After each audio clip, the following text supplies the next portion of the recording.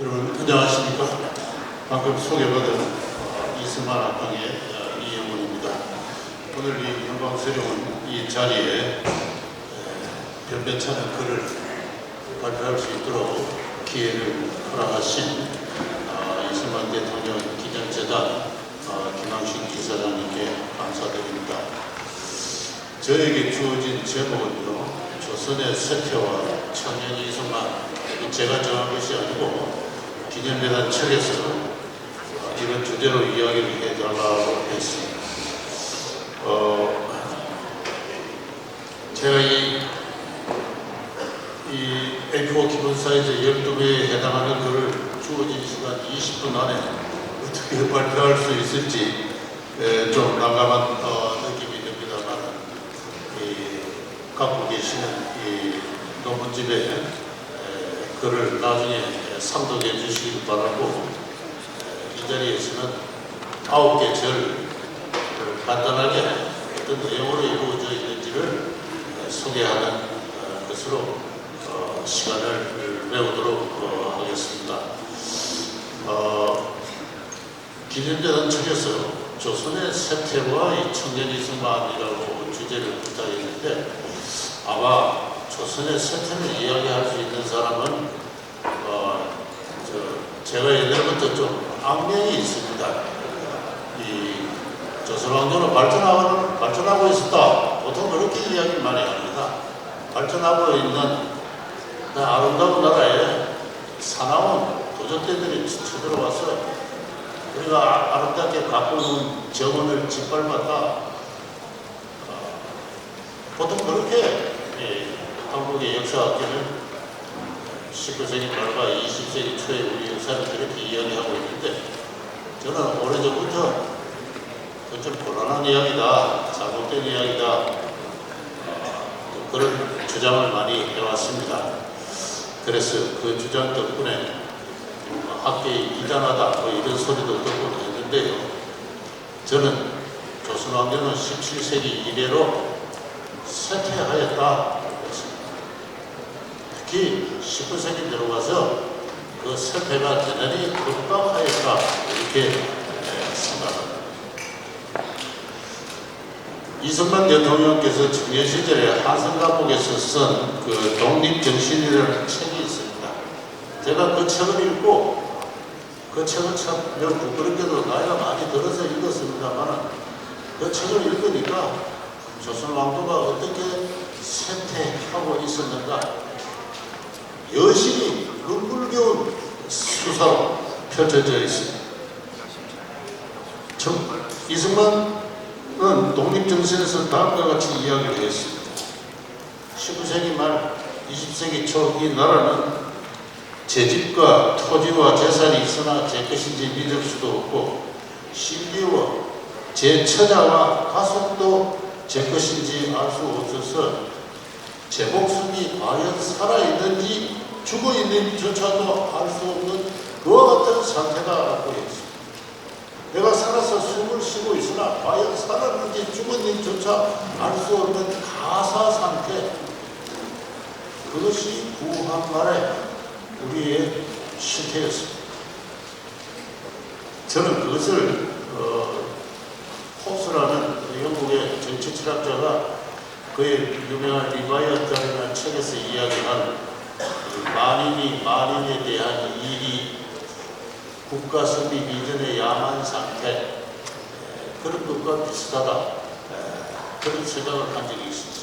제가 한 이야기가 아니고 최정훈이라는 정치학자가 구한말의 신소설을 분석을 해서 그런 이야기를 했습니다. 관리가 한 3,000명의 관리가 있었는데, 내 3,000, 외 800에서 한 3,800명의 관리가 있었는데, 이 관리가 하는 일이라는 게 백성을 뜯어먹고 사는 거죠.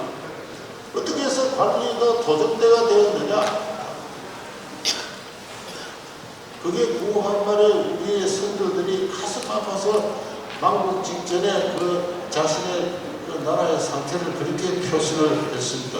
왜 이렇게 되느냐 하는 문제.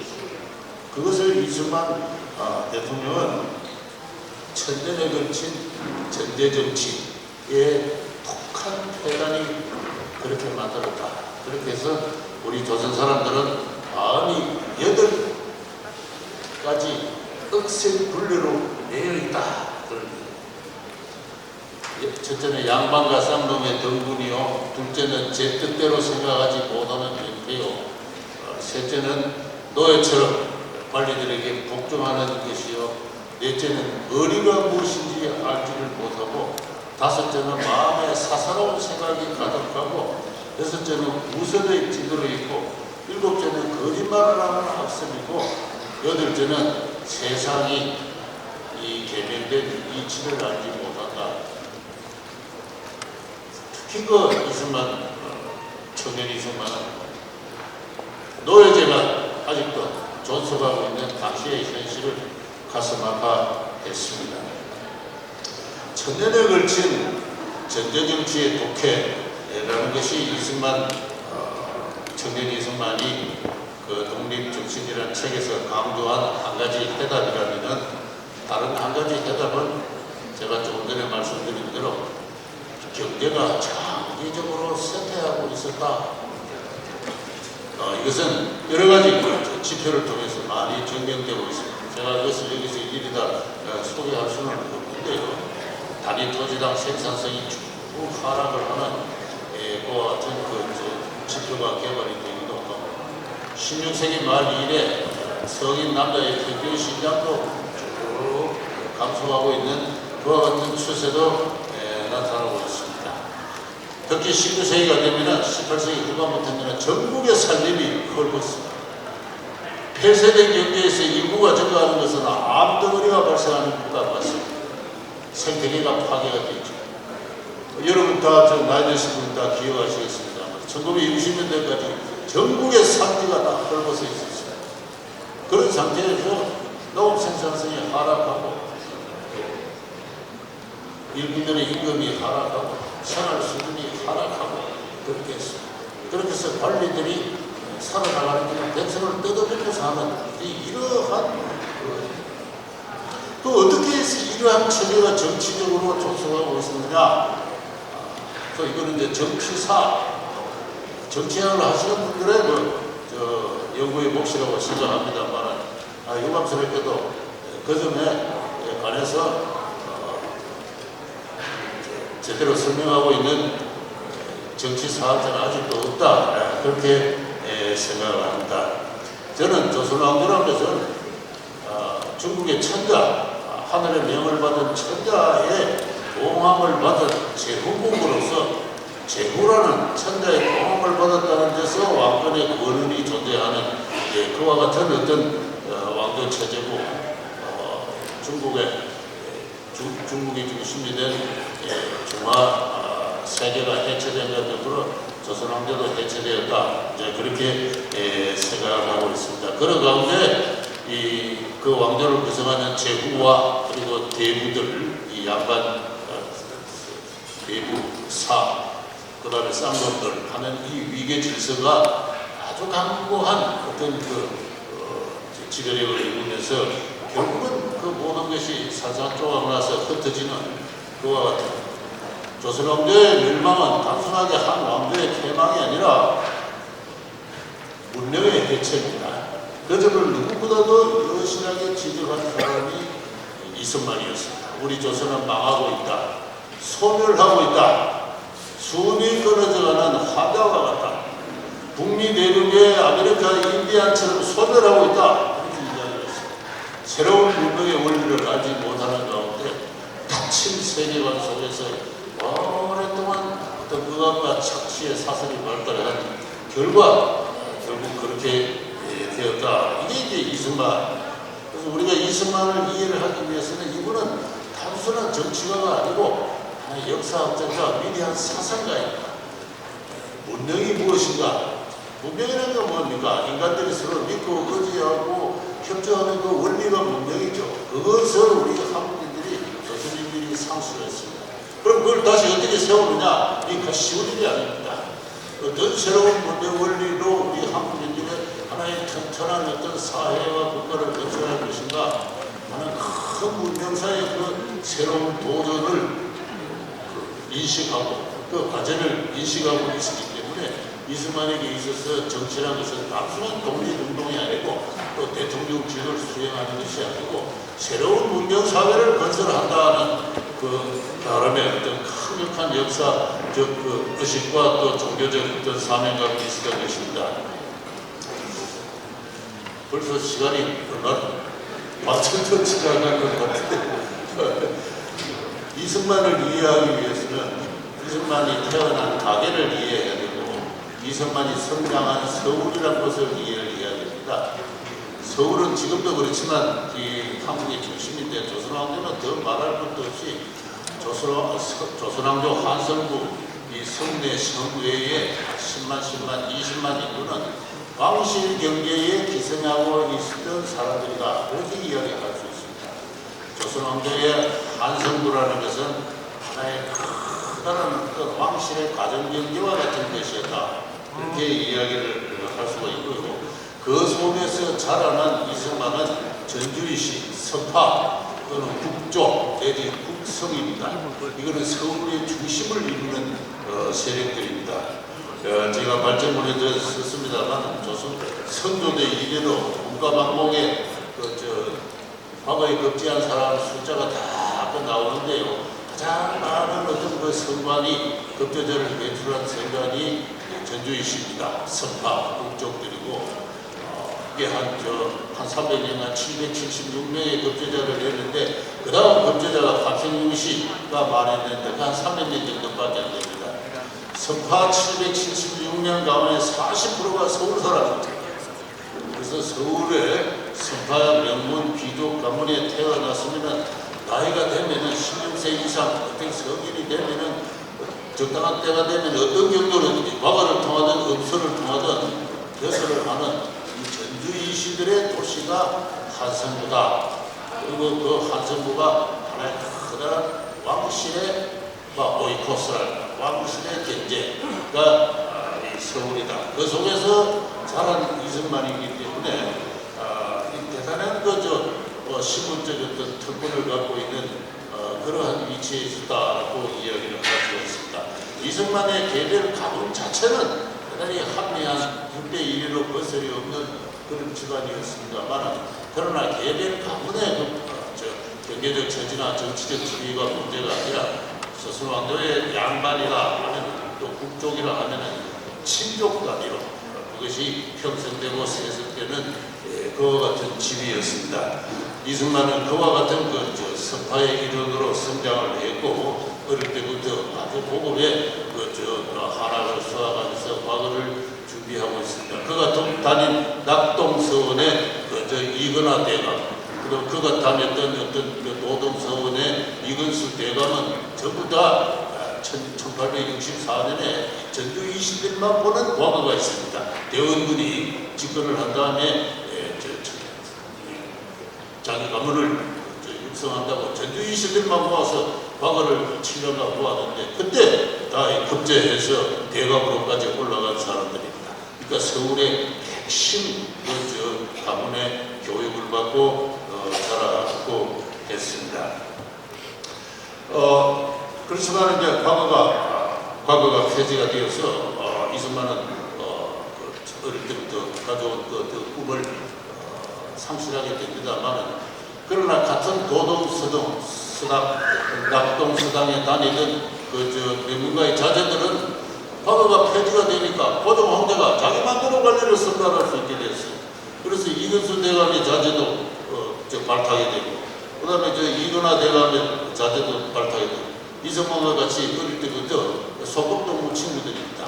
그래서 그들은 전통에 따라서 다 왕실을 옹호하는 국내부라든가 건의대에 요직으로 다 진출하고 있는 이와 같은 상황에서 이승만만큼은 가문이 한미했기 때문에 그럴 기회가 없었고 이 배제학당에 입학을 했습니다. 영어를 배워서 관리가 되겠다 하는 이와 같은 주변의 권유에 맞이 못해서 들어갔습니다만 그러나 배제학당에 들어가서 한 1년 가까이는 전통적인 어떤 서파의 일원으로서 왕실을 옹호하는 요새 말하면 왕당파로서의 성격을 강하게 드러냈습니다. 그것이 바로 을비사변입니다. 이승만은 평생 을미사변을 쭉 나중에 1950년대까지도 대통령이 되어서까지도 강렬한 반일 감정을 드러내면서 을미사변을 매 차례나 이야기를 하고 있는데요. 이 서울에 살고 있는 이 성파 귀족으로서는 을미사변을 참을 수가 없었습니다. 그렇게 해서 배제한 땅에 같이 다니던 이충구라는 사람이 있어요. 우리 이노철이라는 사람이 있고, 이 사람들이 주동이 되어서 춘선면 사건을 이루고 있는데, 민비가 시해된 이후에 궁중에 갇혀있는 고종을 구출해내기 위한 그 사건이 춘선면 사건입니다. 그 실패를 했죠. 이 충구는 이승만과 같이 배제한 땅에 다니면서 여자 선교사에 조선어 교사를 같이 하고 있었습니다. 이승만보다는 연배가 위였던 것 같아요. 서정주 씨가 쓴 저기를 보면은 충구형이 내가 지금 궁궐에 같이 고종을 구해내겠다. 내가 죽고 실패하면은 내 가족을 성만이 너에게 부탁하다. 이렇게까지 서로 가까운 사이였습니다. 그 사건이 실패하고 그 주모자 이도철은 목이 잘려 나가고 이 충구는 제주도에 유배를 갔습니다만 드디어 아간파천이 일어나죠. 아간파천은 이범진이라는 선파 귀족이 주동이 돼서 한 것입니다. 그 다음에 그 이범진이 또 그 사천행제, 육천행제가 나중에 다 구함할 때 어명을 일으키고요. 그 다음에 이준열사, 이범진의 아들 이기종가 해외 인사로 가고, 그 다음에 구함할 때 시삼도 어명 일어날 때 그 어명장들 보면은 전부 선파들이 많아요. 이렇게 해서 이승만이 함께 자랐던 그 세력들은 전부 왕실을 옹호하는 그 마지막 어떤 역할을 하게 됩니다만, 이승만만큼은 춘생군 사건은 이후에 하나의 반역자로서 왕실을 타도하려는 그러한 혁명가로서 전신을 하게 된다. 그런 이야기가 제가 이제 마지막으로 적어도 배제한 땅 입학해서 얼마 안 있다가 어머님이 돌아가서 이제 전통 예불가에서 상례를 치르고 합니다.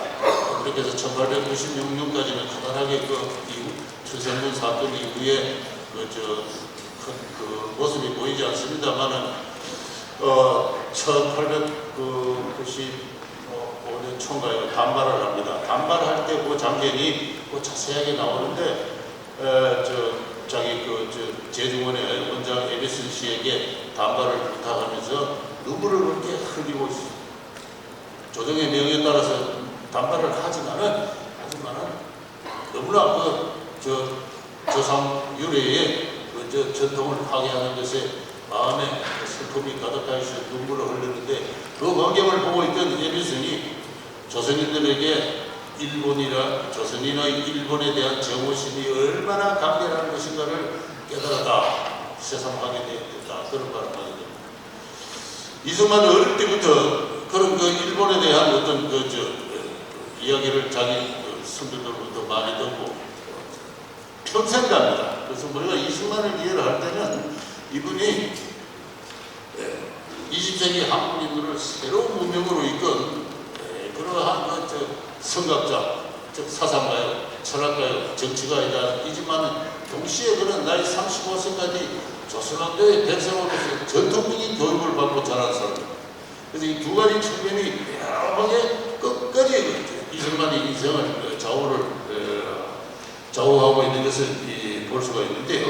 어쨌든 이분은 1896년 어느 경인가 에디슨 씨에게 내가 왕조를 타도하고 우리나라를 미국과 영국처럼 국민이 자유롭고 법에 의해서 보호를 받는 그런 공화국으로 만들겠다는 결심을 토로하고, 에디슨 씨는 당신이 이야기하는 그 말이 얼마나 거창한 말인지, 그 말을 실천하다가 얼마나 많은 피가 뿌려진 역사가 있는지 아느냐고 물었을 때 고귀한 사명을 수행하다가 어떠한 고난이 닥치더라도 나는 절기어 이를 감수하겠다 하면서 평생을 한 길로 갔습니다. 그렇게 해서 드디어 숨이 다 끊어져가는 이 낡은 문명을 개최하는 새로운 어떤 문명으로서 자유인의 공화국을 세우는데 성공을 했습니다. 그렇지만은 동시에 그는 조선왕조의 전통적인 어떤 교육을 받은 사람으로서 여러 가지 조선 선비로서의 그 모습을 그대로 갖고 있습니다. 그건 밝은 청년도 있고 어두운 청년도 있고. 그래서 이승만을 이해할 때는 이 두 가지를 동시에 다 총체적으로 이해를 해야 됩니다. 제가 시간 독촉을 받아서 더 이상 이야기를 급하게 마무리를 하려니까 어떻게 마무리를 해야 될지도 모르겠습니다.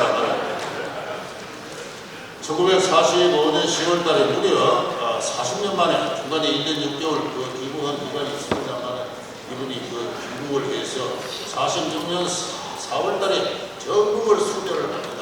그때 필름이 당시 경성방송국이나 또는 이군정 홍보실에서 촬영한 영상이 있습니다. 그걸 보면은 곳곳에 플래카드가 국부 이승만 이렇게 긁어 있습니다. 40년 만에 돌아왔는데 사람들은 알지 못합니다. 그러나 사람들은 국부로 벌써 40여 년 그 초봄부터 환영하고 있는 모습을 제가 볼 수가 있어요. 제가 얼마 전에 읽은 1950년대 어느 양반가 일기를 보면은 50년대까지도 농촌의 전통적인 양반들은 모여서 시회를 했습니다. 시회에 오행의 시를 듣는데 이승만 대통령 이걸 운자로 해서 시를 읽습니다. 그래서 이승만 대통령 운자를 해서 만든 시를 제가 몇 편이나 발견하고 그랬습니다만 이렇게 우리 대한민국의 건국은 새로운 문명의 출발이기도 하지만 동시에 강한 전통적인 연속성을 갖습니다. 48년 당시 인구의 절반 가까이는 조선시대에 태어난 사람들이에요. 조선 왕조의 감각을 갖고 정치를 하고 생활하고 있는 그런 사람. 그런 인구가 그러한 상태에서 이승만 대통령 역시 조선 왕조적 전통을 갖고 나타난 분이기 때문에 그렇게 국부로 추앙될 수가 있었던 것이죠. 동시에 그에 따른 또 조선왕조의 유다로서의 이승만의 모습 이것은 제가 말씀드릴 수가 없겠습니다만 하여튼 그런 역사와 강한 역사적 연속성을 띠고 있는 분이다. 그 점을 말씀드리고 이만 저 뒤에서 자꾸 내려오라고